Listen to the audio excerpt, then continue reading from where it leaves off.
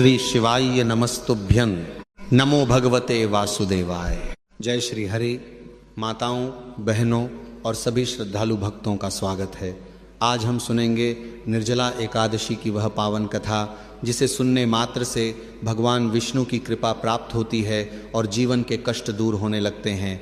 निर्जला एकादशी को सभी एकादशियों में श्रेष्ठ माना गया है। यह व्रत ज्येष्ठ मास के शुक्ल पक्ष की एकादशी को रखा जाता है। इस दिन बिना अन्न और जल ग्रहण किए भगवान विष्णु की पूजा की जाती है।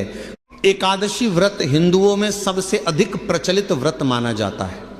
वर्ष में 24 एकादशियां आती हैं, किंतु इन सब एकादशियों में ज्येष्ठ शुक्ल एकादशी सबसे बढ़कर फल देने वाली समझी जाती है, क्योंकि इस एक एकादशी का व्रत रखने से वर्ष भर की एकादशियों के व्रत का फल प्राप्त होता है। निर्जला एकादशी का व्रत अत्यंत संयम साध्य है।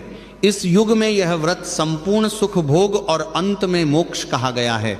कृष्ण पक्ष और शुक्ल पक्ष दोनों पक्षों की एकादशी में अन्न खाना वर्जित है। निर्जला एकादशी व्रत का पौराणिक महत्व और व्याख्यान भी कम रोचक नहीं है।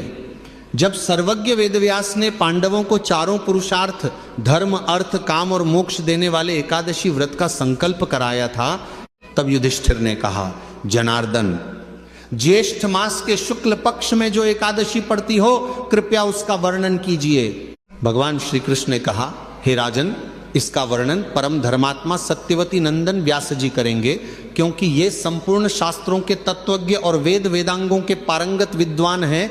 तब वेद व्यास जी कहने लगे, कृष्ण पक्ष और शुक्ल पक्ष दोनों पक्षों की एकादशी में अन्न खाना वर्जित है। द्वादशी के दिन स्नान करके पवित्र हो और फूलों से भगवान केशव की पूजा करे। फिर नित्य कर्म समाप्त होने के पश्चात पहले ब्राह्मणों को भोजन देकर अंत में स्वयं भोजन करे। ये सुनकर भीमसेन बोले, परम बुद्धिमान पितामह, मेरी उत्तम बात सुनिए। राजा युधिष्ठिर, माता कुंती, द्रौपदी, अर्जुन, नकुल और सहदेव ये एकादशी को कभी भोजन नहीं करते तथा मुझसे भी हमेशा यही कहते हैं कि भीमसेन एकादशी को तुम भी न खाया करो, परंतु मैं उन लोगों से यही कहता हूं कि मुझसे भूख नहीं सही जाएगी।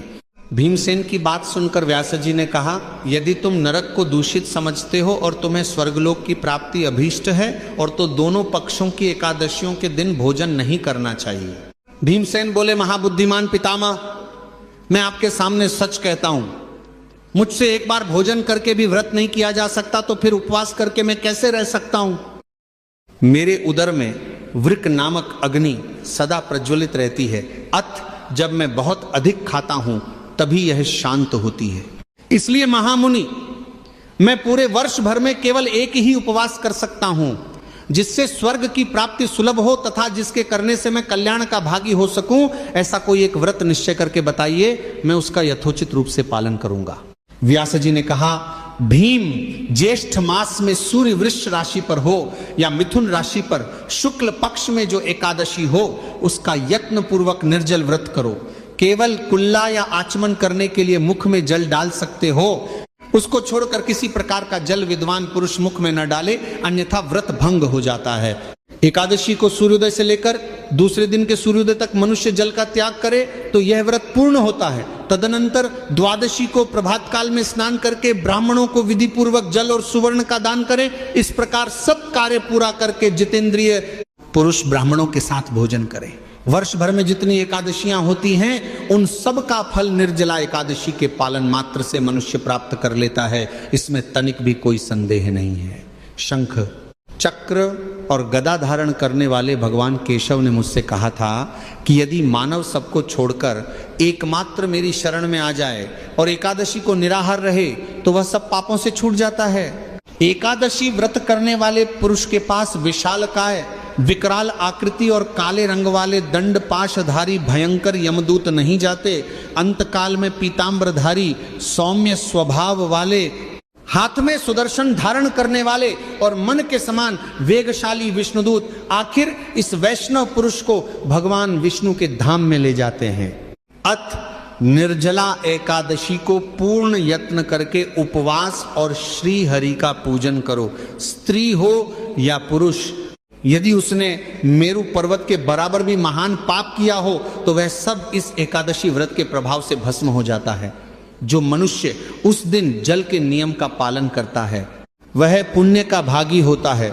उसे एक एक प्रहर में कोटि कोटि स्वर्ण मुद्रा दान करने का फल प्राप्त होता सुना गया है। मनुष्य निर्जला एकादशी के दिन स्नान, दान, जप, होम आदि जो कुछ भी करता है वह सब अक्षय होता है।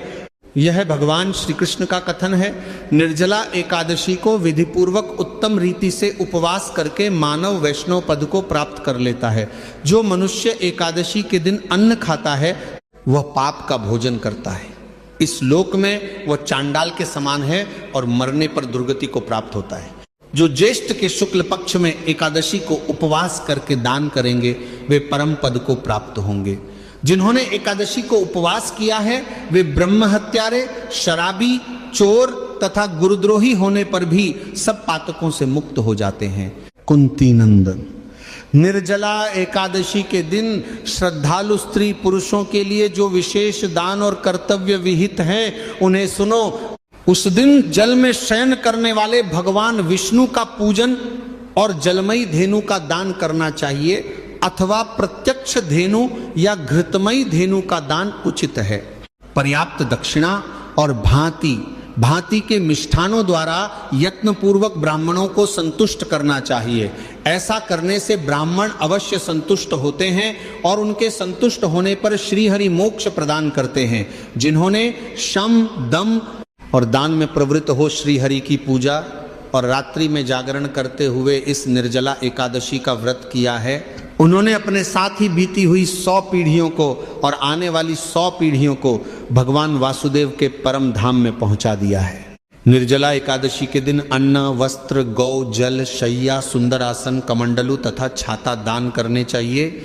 जो श्रेष्ठ तथा सुपात्र ब्राह्मण को जूता दान करता है वह सोने के विमान पर बैठकर स्वर्गलोक में प्रतिष्ठित होता है। जो इस एकादशी की महिमा को भक्तिपूर्वक सुनता अथवा उसका वर्णन करता है वह स्वर्गलोक में जाता है। चतुर्दशी युक्त अमावस्या को सूर्य ग्रहण के समय श्राद्ध करके मनुष्य जिस फल को प्राप्त करता है वही फल इसके श्रवण से भी प्राप्त होता है। पहले दंत धावन करके यह नियम लेना चाहिए कि मैं भगवान केशव की प्रसन्नता के लिए एकादशी को निराहार रहकर आचमन के सिवा दूसरे जल का भी त्याग करूंगा। द्वादशी को देवेश्वर भगवान विष्णु का पूजन करना चाहिए। गंध, धूप, पुष्प और सुंदर वस्त्र से विधिपूर्वक पूजन करके जल के घड़े के दान का संकल्प करते हुए निम्नांकित मंत्र का उच्चारण करें। संसार सागर से तारने वाले हे देव ऋषिकेश, इस जल के घड़े का दान करने से आप मुझे परम गति की प्राप्ति कराइए। भीमसेन, ज्येष्ठ मास में शुक्ल पक्ष की जो शुभ एकादशी होती है उसका निर्जल व्रत करना चाहिए। उस दिन श्रेष्ठ ब्राह्मणों को शक्कर के साथ जल के घड़े दान करने चाहिए।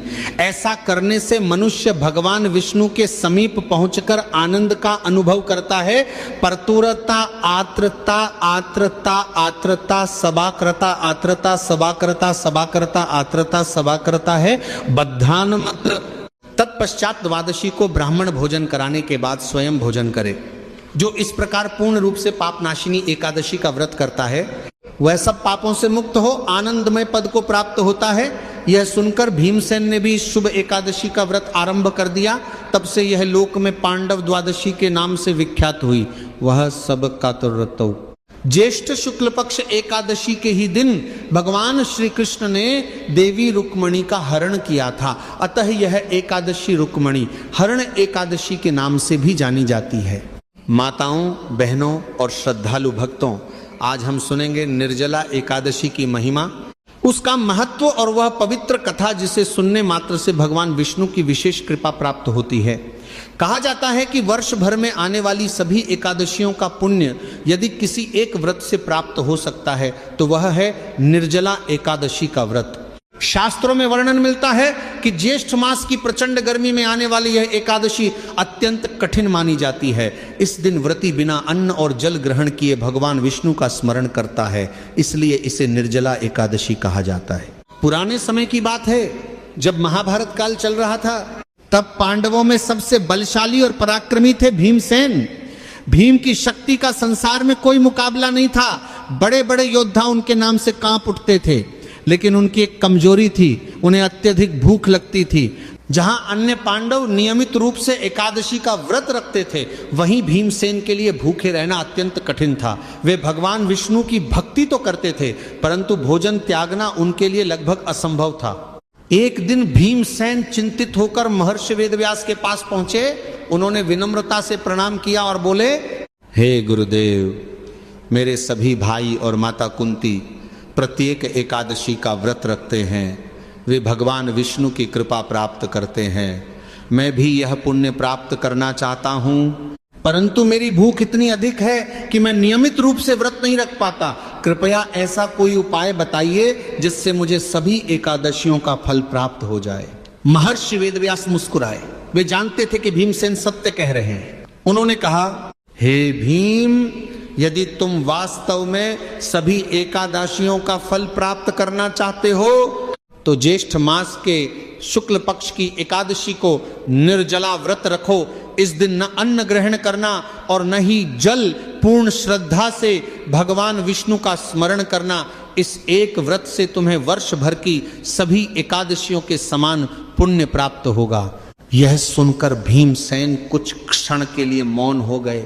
उन्होंने सोचा, जल के बिना पूरा दिन कैसे बिताऊंगा, लेकिन भगवान विष्णु की कृपा पाने की इच्छा उनके मन में प्रबल थी। इसलिए उन्होंने संकल्प लिया कि चाहे कितनी भी कठिनाई आए, वे यह व्रत अवश्य करेंगे। समय बीता और ज्येष्ठ शुक्ल एकादशी का पावन दिन आ गया। प्रातःकाल भीमसेन ने गंगा स्नान किया, भगवान विष्णु का ध्यान किया, पीले पुष्प अर्पित किए और व्रत का संकल्प लिया। सूर्य धीरे धीरे आकाश में ऊपर चढ़ने लगा। गर्मी बढ़ती गई, प्यास भी बढ़ने लगी, लेकिन भीमसेन अपने संकल्प पर अटल रहे। दोपहर का समय आया, तपती धूप से धरती जल रही थी। उनके कंठ में सूखापन होने लगा, बार बार जल पीने की इच्छा होने लगी, लेकिन उन्हें वेदव्यास जी की बात याद थी। उन्होंने मन ही मन भगवान विष्णु का नाम जपना शुरू किया। नमो भगवते वासुदेवाय। जैसे जैसे समय बीतता गया, उनकी परीक्षा कठिन होती गई। कहा जाता है कि उस दिन देवता भी भीमसेन की दृढ़ता को देख रहे थे। सभी आश्चर्य कर रहे थे कि जो भीम भोजन के बिना एक समय नहीं रह पाते थे, वही आज बिना जल के भगवान के लिए तप कर रहे हैं। शाम का समय आया, भीमसेन अत्यंत कमजोर महसूस करने लगे, लेकिन उनका विश्वास और भक्ति पहले से भी अधिक मजबूत हो चुकी थी। वे भगवान विष्णु की मूर्ति के सामने बैठे और प्रार्थना करने लगे, हे नारायण, यदि मेरी भक्ति सच्ची है तो मुझे यह व्रत पूर्ण करने की शक्ति प्रदान कीजिए। कहा जाता है कि उसी समय भगवान विष्णु की दिव्य कृपा उन पर बरसने लगी। उनके मन में नई ऊर्जा का संचार हुआ। रात्रि भर उन्होंने जागरण किया, हरि नाम का कीर्तन किया, भगवान के गुणों का स्मरण किया। जब द्वादशी का सूर्योदय हुआ, तब उन्होंने विधि विधान से भगवान विष्णु की पूजा की, दान किया, ब्राह्मणों को भोजन कराया। इसके बाद विधि पूर्वक व्रत का पारण किया। उसी क्षण आकाश में दिव्य प्रकाश प्रकट हुआ। भगवान विष्णु की कृपा से भीमसेन को सभी एकादशियों का पुण्य प्राप्त हुआ। आकाशवाणी हुई, हे भीमसेन, तुमने श्रद्धा और विश्वास से निर्जला एकादशी का पालन किया है, इसलिए तुम्हें वर्ष भर की सभी एकादशियों का फल प्राप्त होगा। यह सुनकर भीमसेन का हृदय आनंद से भर गया। तब से यह एकादशी भीमसेनी एकादशी और पांडव एकादशी के नाम से प्रसिद्ध हो गई। लेकिन भक्तों, निर्जला एकादशी की महिमा केवल यहीं समाप्त नहीं होती। इस व्रत से जुड़े कई ऐसे रहस्य हैं जिनके बारे में बहुत कम लोग जानते हैं। कहा जाता है कि इस दिन स्वयं भगवान विष्णु अपने भक्तों के घरों में सूक्ष्म रूप से विचरण करते हैं और उनकी भक्ति को स्वीकार करते हैं। जो भक्त श्रद्धा से व्रत रखते हैं, भगवान उनके जीवन के अनेक कष्ट दूर करते हैं।